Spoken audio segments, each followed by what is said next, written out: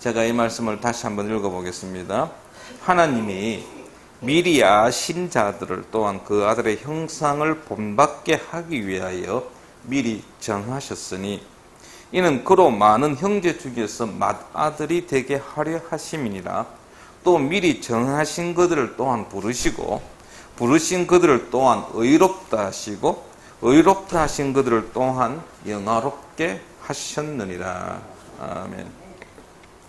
오늘 설교 제목이 황금사슬입니다. 골든 체인이라고 되어 있는데 솔직히 무슨 말인가 의아해하신 분들이 아마 계시지 않을까 싶습니다. 이 황금사슬, 사슬은 아시죠? 연결되어 있는 거, 쇠고리죠. 예. 이 황금사슬이라는 것은 무엇이냐면은 오늘 읽은 본문에 보면은 구원의 여러 단계들이 소개되고 있습니다. 근데 이 단계들이 서로 연결되어 있다라는 것이죠.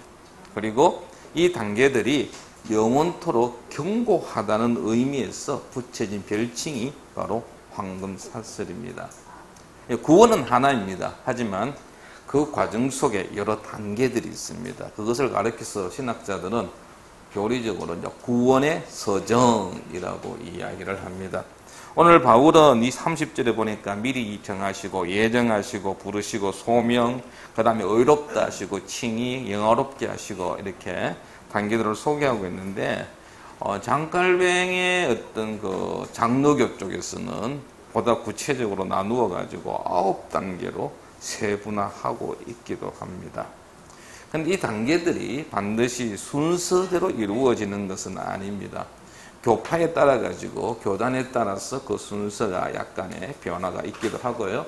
그리고 이 단계들이 일시적으로 그 시간차 없이 이루어지기도 하지만 어떤 단계에서 어떤 단계 넘어갈 때는 장시간 요구되어지는 장시간에 걸쳐서 진행되어지기도 한다는 사실입니다.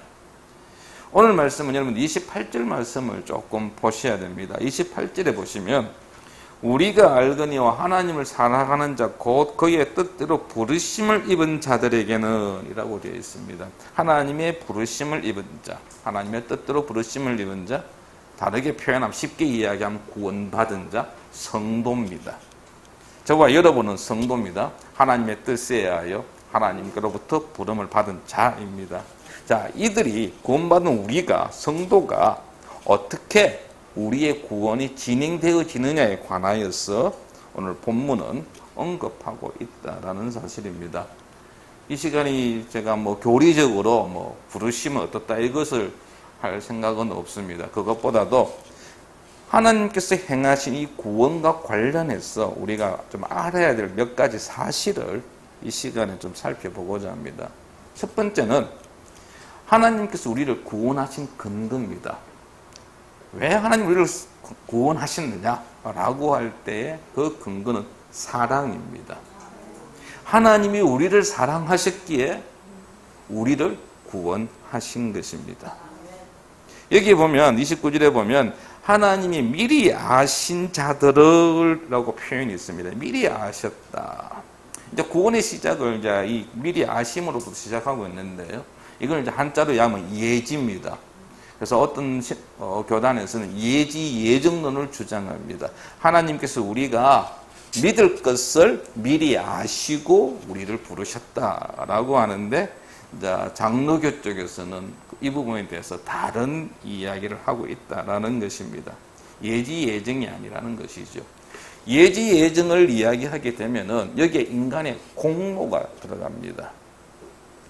하나님 우리를 구원하시는데 우리가 믿을 것을 아셨다라는 것이죠. 그러니까 우리가 믿는다는 것이 전제로 들어가는 것입니다.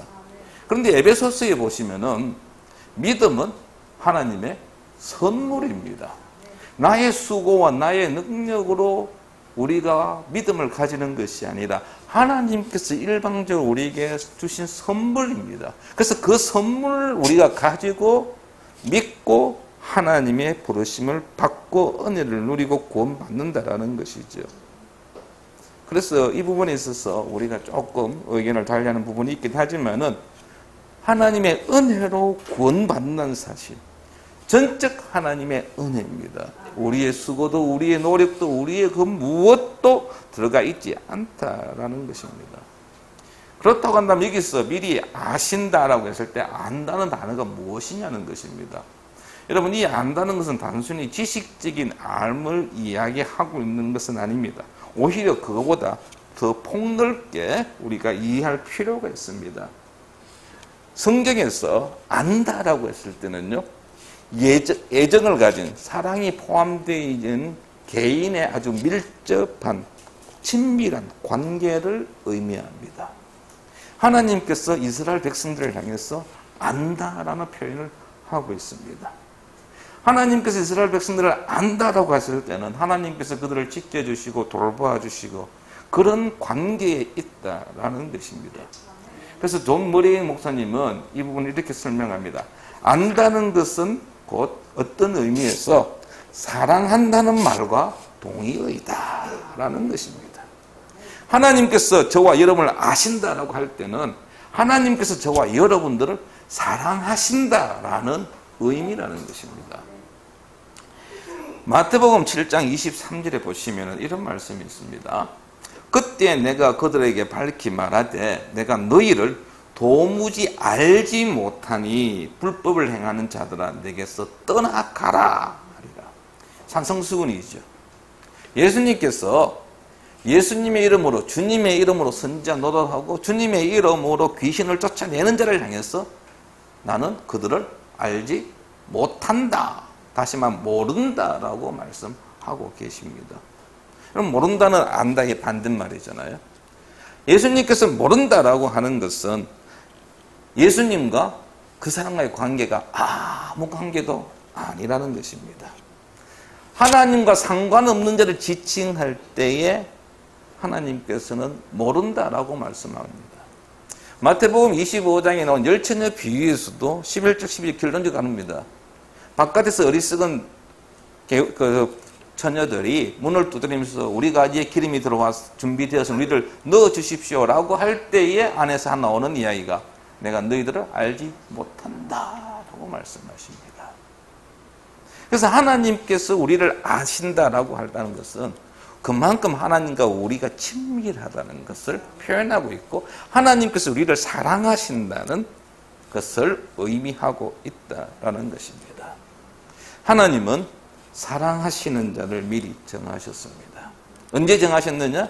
에베소서 1장 4절에 따르면 창세 전에 이 우주 만물이 창조되어지기 이전에 하나님은 저와 여러분을 사랑하시고 택하여 부르셨다라는 것입니다. 얼마나 놀라운 은혜입니까? 얼마나 놀라운 감사할 일입니까? 여러분 지금 우리가 삶체에 있는 삶의 형편을 돌아보니까 어떻습니까? 감사가 나옵니까? 원망이나 불평이 더 먼저 나옵니까? 감사가 나와야 되는데 그런데 우리가 처해 있는 형편은 감사의 조건보다도 뭡니까? 감사의 이유보다도 원망과 불평과 그런데 좀 시간이 지나가면서 뭐죠? 이제 알게 되죠. 그게 우리가 결코 원망하거나 불평할 것이 아니라 하나님께 감사할 건수였구나 라는 사실을 뒤늦게서야 알게 되는 경우가 많지 않습니까? 여러분 우리는 하나님 앞에 내세울 것 어느 하나 없습니다. 참 부족한 존재입니다. 그럼에도 불구하고 하나님께서 우리를 사랑하사 우리를 택하여 부르셨다라는 것입니다. 그러면 우리는 이 놀라운 은혜에 대하여 날마다 하나님을 찬양하며 하나님께 예배해야 합니다. 여러분 이 참 무더운 날씨에 이곳에 오셔서 하나님께 예배하는데 하나님의 은혜를 받은 자로서 하나님의 부르심을 받은 자로서 당연한 삶이어야 한다는 것이죠. 하나님께 예배함이 우리의 삶의 최우선 순위가 되어야 한다는 것입니다. 하나님께로부터 우리가 사랑받을 만한 어떤 무엇도 없음에도 불구하고 예수 그리스도를 십자가에 내놓기까지 우리를 사랑하신 그분의 말씀에 우리는 귀 기울여 들어야 하고 순종해야 한다라는 사실입니다. 우리를 사랑하신 그리하여 우리를 구원하신 그 하나님을 날마다 기억하십시오. 그리고 그 은혜에 늘 감사할 수 있는 우리 성도들 되기를 바랍니다. 두 번째는요. 하나님께서 우리를 구원하신 목적이 언급되어 있습니다. 자, 29절을 다시 한번 보십시오. 보면은 하나님이 미리 아신 자들을 또한 그 아들의 형상을 본받게 하기 위하여 미리 정하셨으니 라고 했습니다. 하나님께서 우리를 사랑하셔서 우리를 부르시고 택하신 이유가 뭐냐면 우리로 하여금 그 아들의 형상을 본받게 하기 위함입니다. 그럼 그 아들이 누구냐라는 것이죠. 바로 예수 그리스도이십니다. 하나님께서 우리를 구원하신 목적은 우리로 하여금 예수 그리스도를 본받게 하기 위함입니다. 여기 특별히 형상을 본받게 하기 위함이라고 했습니다. 여러분, 우리 인간은 처음에 하나님의 형상을 입은 존재자들이었습니다. 하나님의 형상에 따라서 창조되어진 자가 유일하게 우리 인간입니다. 그런데 아담과 하와가 에덴 동산에서 범죄함으로 인하여 이 하나님의 형상에 문제가 생긴 것이죠. 인간의 타락으로 인하여 우리는 하나님의 형상을 잃어버리게 되었던 것입니다. 이 잃어버린 이 형상을 온전히 회복하는 것, 그것이 바로 예수 그리스도의 형상을 본받는 것입니다. 그래서 구원의 서정이 뭐냐, 구원이 무엇이냐라고 한다면 우리의 죄로 인하여 잃어버린 이 하나님의 영광, 하나님의 형상을 회복되어 가는 과정이라고 말할 수 있다라는 것입니다. 성도 여러분, 우리는 날마다 하나님의 형상, 예수 그리스도의 형상을 본받아야 합니다. 그런데 이 일이 결코 쉬운 일이 아닙니다. 우리의 힘으로, 우리의 능력으로 되지 않습니다. 주님의 도우심이 필요합니다. 그래서 하나님께서는 우리를 하나님 형상으로 본받게 하기 위하여 우리의 삶에 개입하기를 원하십니다. 그런데 우리는 종종 그 개입을 부담스러워합니다. 하나님, 이 부분에 있어서만 하나님 들어오지 마십시오. 이것은 제가 좀 결정할 수 있도록 허락해 주십시오. 라고 하나님과 타협하기도 합니다. 그러나 하나님은 우리의 전 영역에 개입하기를 원하십니다. 우리의 삶의 전 영역에서 하나님의 주권을 인정하기를 원하십니다. 우리가 진실로 성숙되어지고 거룩한 삶을 살기를 원하십니다. 하나님은 우리가 예수 그리스도와 같이 살아가도록, 예수 그리스도 본받도록 함에 있어서 뒷짐지고 방관자가 되기를 원치 않습니다. 그런데 우리가 그 하나님의 개입을 부담스러워하고 그 개입에 대해서 어떨 때는 불평하고 원망하기도 한다는 것이죠. 성도 여러분, 하나님께서 우리의 삶에 개입하셔서 우리로 하여금 예수 그리스도를 닮아가게 하는 데 있어서 기쁜 마음으로 받아들일 수 있기를 바랍니다. 우리 자신을 하나님께 내놓으면 하나님께서 우리를, 여러분들 그 조각가들 아시죠? 미술가들 어떻게 합니까? 탁 있으면은 이리 깎고 저리 깎고 해가지고 아주 아름다운 하나의 조각상 만들지 않습니까? 바로 하나님께서 우리를 그렇게 할 수 있도록 해야 한다는 것입니다. 물론 그 과정이 쉽지는 않습니다. 그 과정에 어려움이 따릅니다. 그 과정에 고난이 따라옵니다. 하지만 하나님께서 우리의 환경, 우리가 처해 있는 환경을 사용하셔서 우리를 다듬고 우리를 조각하고 우리를 짜 맞추고 우리를 뭡니까? 그 주조에 넣어가 주조하고 그 다음에 이 원형의 형상을 빚어가지고 원형에 가깝도록 해 나갈 수 있도록 우리 자신을 내놓아야 한다는 것입니다. 우리 자신을 하나님께 드릴 때에 우리에게 있어 불필요한 부분들은 하나씩 제거되어진다는 것이죠. 그 제거되어지는 과정 속에서 따르는 고난, 고통, 우리는 감수할 수 있어야 한다는 것입니다. 하나님의 형상을 본받는 데 있어가지고 여러분 아무런 대가도 지불하지 않겠다는 생각은 하지 마십시오. 그에 합당한 대가를 우리는 지불해야 합니다. 지금도 하나님께서는 우리를 예수 그리스도의 형상을 닮게 하기 위하여 일하고 계십니다. 우리를 다듬어 가십니다.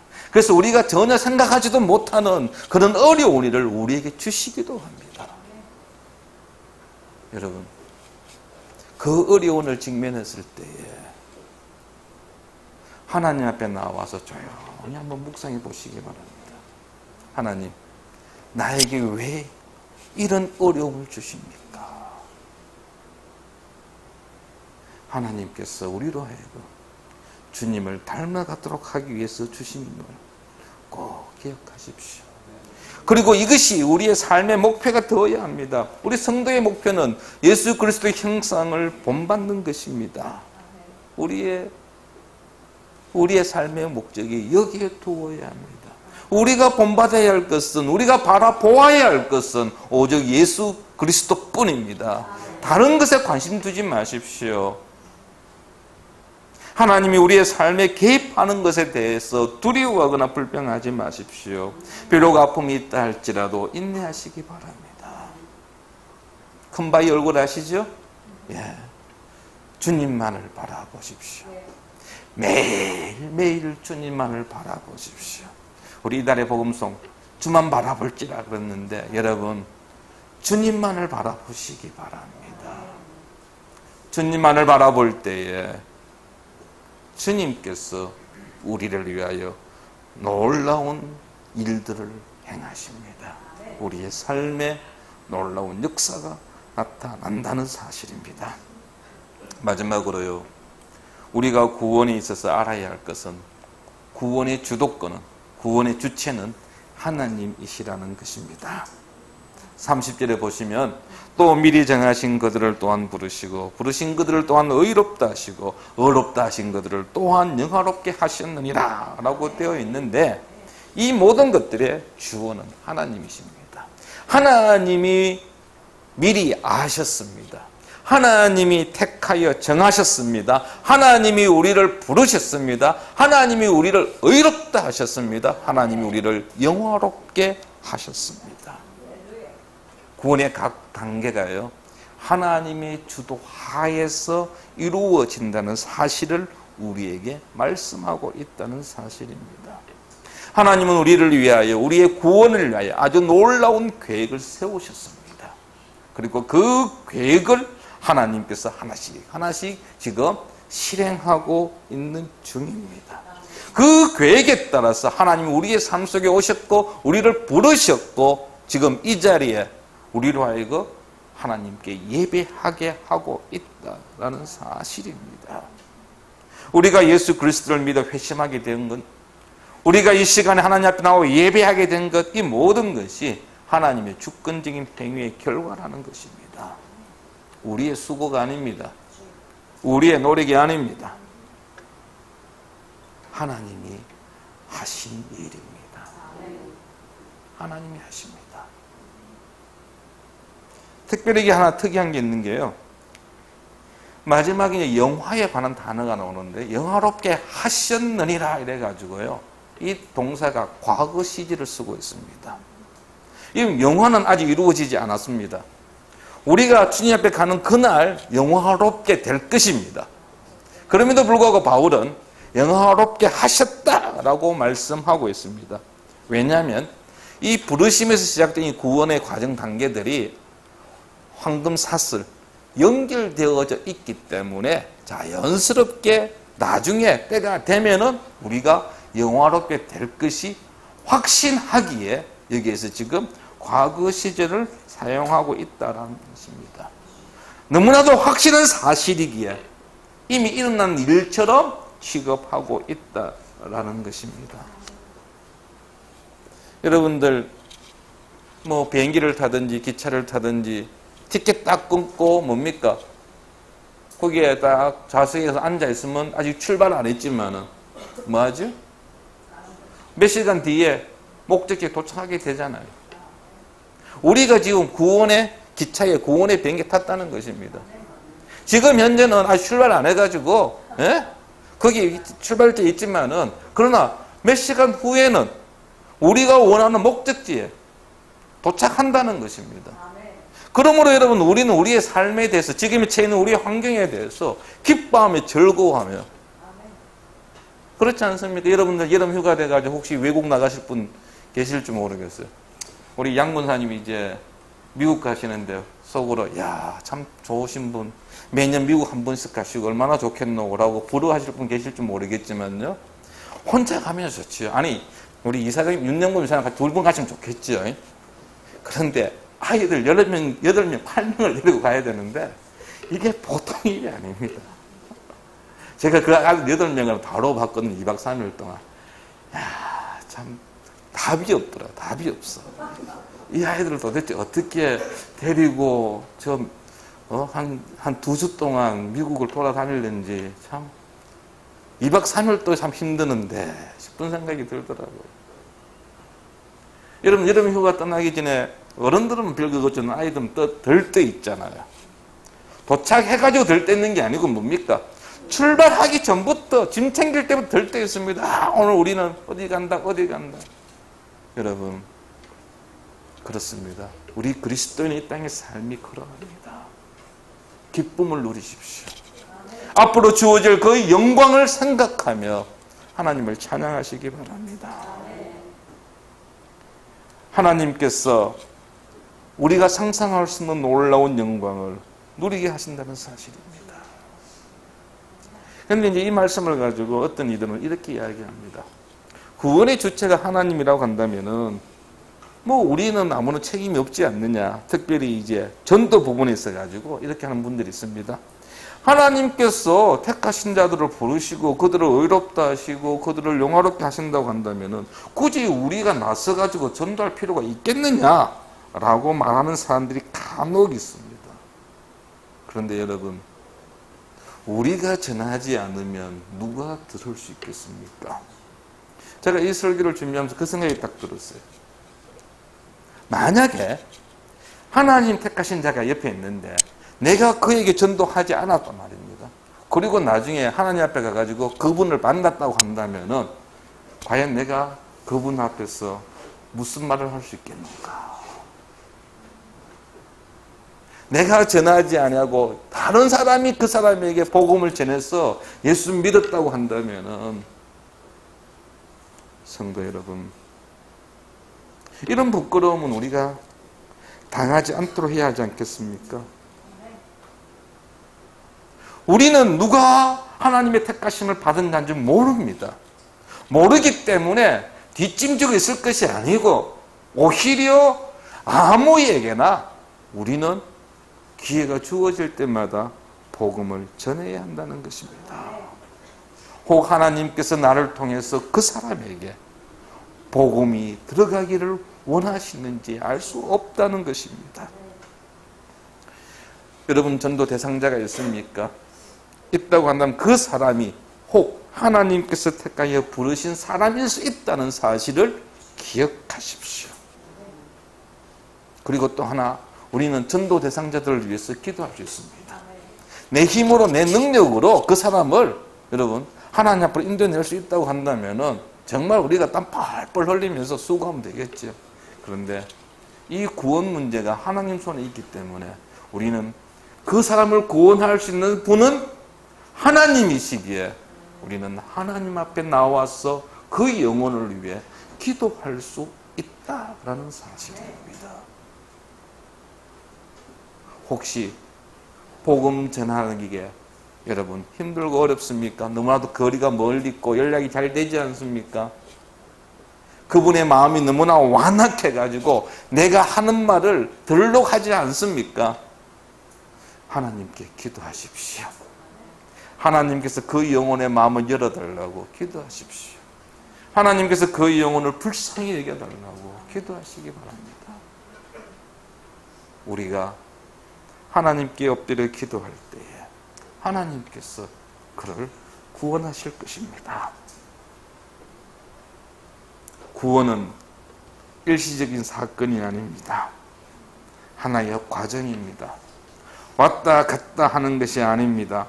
앞으로 일어날 미래의 사건도 아니고 이미 이루어진 사실입니다. 다만 그 결과가 계속해서 주님 앞에 갈 때까지 지속되어진다는 사실입니다. 하나님께서는 우리를 위하여 놀라운 구원의 계획을 세우셨고 그 계획을 진행시켜 왔습니다. 결코 우발적으로 하나님께서 저와 여러분을 구원하신 것 아닙니다. 얼마나 놀라운 은혜입니까? 그래서 어떤 분은 구원은 신비로우며 설명할 수 없는 감추어진 하나님의 사랑이라고 이야기합니다. 하나님께서 아브라함을 부르신 것은 단순히 아브라함에게 복을 주기 위함이 아닙니다. 이스라엘 백성들에게 복을 주기 위함이 아닙니다. 하나님께서 아브라함을 택하시고 이스라엘을 택하신 것은 그들을 통하여 이 세상의 모든 민족이 하나님의 복을 누리기 위해서였습니다.